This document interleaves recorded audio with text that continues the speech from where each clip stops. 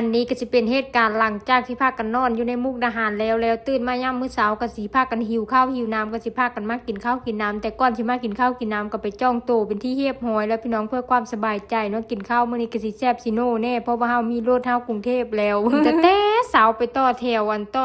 ซื้อปีรถนะพี่น้องเอ้ยขนาดไปตื่นเช้าไปต่อแถวขนาดนั้นก็ยังบ่ทันเนาะบ่ทันรถฮอบ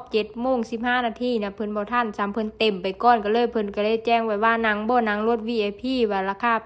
871 บาทว่าโอ้ยนั่งก็นั่งตอนนี้ยาวกรุงเทพยันมีทันงานเพราะว่าโรงงานที่ดาเฮ็ดงานนะถ้าขาดงานนี่บ่ได้เลยว่าถือฮักไปจุกๆเลยพี่น้องเพราะว่าเฒ่าแก่เพิ่นได้แจ้งไปว่าถ้าผู้เลิกกลับบ้านก็คือมาเฮ็ดทันเฮ็ดงานมื้อทำอิฐมื้อที่2เจ้ายะลาก็เรื่องของเจ้าหั่นนะแต่ว่ามื้อทำอิฐนี่ต้องมาเฮ็ดงานเฮ็ดได้เลยพี่น้องเอ้ยต่อเฮ็ดเมาเฮ็ดไปเลยก็ค้านมาเท่านั้นเลยเฮาเฮ็ดงานในโรงงานเฮาก็ต้องทำตามกฎระเบียบที่เพิ่นออกมาเพราะฉะนั้นแล้วเฮาก็ต้องฟาวกินข้าวกินน้ำเพราะว่าซื้อโตแล้วก็มีเฮลมีแห้งกินข้าวแน่พี่น้องเอ้ยถ้าซื้อโตมีได้นี่มื้อนี้ไม่ได้นอนมุกดาหารอีได้บ่ได้เลยว่ามื้ออื่นนี่ไปเฮ็ดงานบ่ทันแท้ๆเว้ากันเด้อพี่น้องคลิปลงล่าสาแน่เพราะว่าคลิปก็หลายแฮงกลับบ้านสงนี่ก็สิลงแต่คลิปสงอันมื้อบ้านก่อนเด้อพี่น้องอย่าฟาวเด้อคลิปมากรุงเทพอย่าฟาวเด้อตอนนี้ก็คือกันลงคลิปตอนมันอยู่มุกดาหารก่อนเด้อดาเช้านี้ก็สิมากินเป็นก๋วยเตี๋ยวเรือเนาะพี่น้องสดน้ำร้อนๆมีแห้งยาวบ่ได้เลยว่ามีแห้งเดินทางอันนี้ก็สิเป็นอันบรรดาพี่ๆอ้ายย่าเพิ่นนี่ล่ะพี่น้องเอ้ยแล้วก็เขาเอ้ยน้อยเขาไอ้ทงบ่ได้เลยมื้อนี้เฮาก็สิกินเฟอกันผู้ละถ้วยส่วนอ้ายย่าคาดบ่ได้มกปลาซิวคือเก่า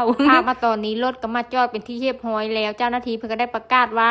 รอบ8:30 นมาแล้วเด้อพากันเต็มตู้ขึ้นได้เลยรถสิออกแล้วว่าซานก็ฟ้าวรีบเลยพี่น้องพอได้ขึ้นรถก็สบายใจสิพากันนอนอยู่รถยาวๆพุ่นละจนฮอดกรุงเทพได้พักผ่อนแล้วเมื่อคืนนี้ก็นอนหลับๆตื่นๆพามาตอนนี้ก็เดินทางยาวๆต่อไปพี่น้องเอ้ยเพื่อจะฮอดกรุงเทพบ่ฮู้สิจักโมงแล้วมื้อนี้บ่ว่าช่วงนี้ก็รถก็บ่ค่อยติดปานเลยผู้แลเฮาเคยอยู่ฮอดกรุงเทพนี่โอ้ยบ่ได้เลยว่ารถติดแน่นอนพี่น้องเอ้ยสภาพค่อยตอนนี้ก็คืออย่าหลับแน่ตาส้มแห้งเพราะว่านอนมีพ่อมาหลายคืนส่วนสามีค่อยนะพ่อแต่ขึ้นนั่งรถเท่านั้นแล้วพี่น้องเอ้ยหลับปุ๋ยข้อหักพรบมาแนว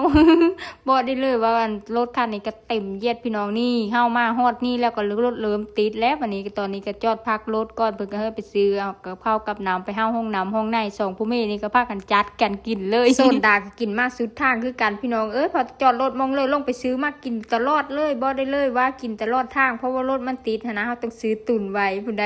หิวข้าวบ่ได้เด้พี่น้องเอ้ยบ่ได้เลยว่าตอนนี้ก็คือตัดภาพตอนนี้มาฮอดมอสิทธิ์แล้วพี่น้องแต่มาฮอดมอสิทธิ์ก็มีแห้งยาวแล้วพี่น้องเอ้ยอีกฮึบนึงก็สิฮอดห้องแล้วสู้ต่อไปนี่ละการเดินทางเนาะบ่ได้เลยว่ามื้อบ้านเฮาเลยนี่ต้องสู้กับการเดินทางแน่นอนพี่น้องเอ้ยหนังนอนเมิดปวดเมิดกระตุนกระตูนะบ่ได้เลยว่าตอนนี้ก็ขึ้นแท็กซี่เรียบร้อยแล้วเดินทางยาวไปจนฮอดห้องพุ่นละออกมาแต่มุกดาหารประมาณ8:00 นหรือ9:00 นย่างเช้านี่ล่ะพี่น้องเอ้ยพอจะมาฮอดกรุงเทพเที่ยงคืนพอดีบ่ได้เลยว่าโอ้ยรถติดคันรถบ่ติดนี่ฮอดตั้งแต่ 2-3 ทุ่มพุ่นล่ะแต่เนเลยนอกเทศกาลมันก็แบบนี้แล้วต้องทำเจอผู้เลอมื้อบ้านก็ทำเจอเนี่ยเด้อบ่ตัวเอง ดาลงคลิปไปว่ามื้อบ้านมีคนมาแนะนำอยู่ได้พี่น้องเพิ่นว่าถ้ามื้อบ้านแล้วกลับลงมาเฮ็ดโจงโตไว้เด้อถ้ามันนั้นจะตกรถมีหลายคนแล้วว่านอนค้างมุกดาหารแม่นอีหลีพี่น้องเอ้ยค่ะเพิ่นอุตส่าห์บอกก็ยังบ่ฟังความเพิ่นบ่ได้จองโตไว้นะสุดท้ายก็นี่ล่ะอีลักอีเลอ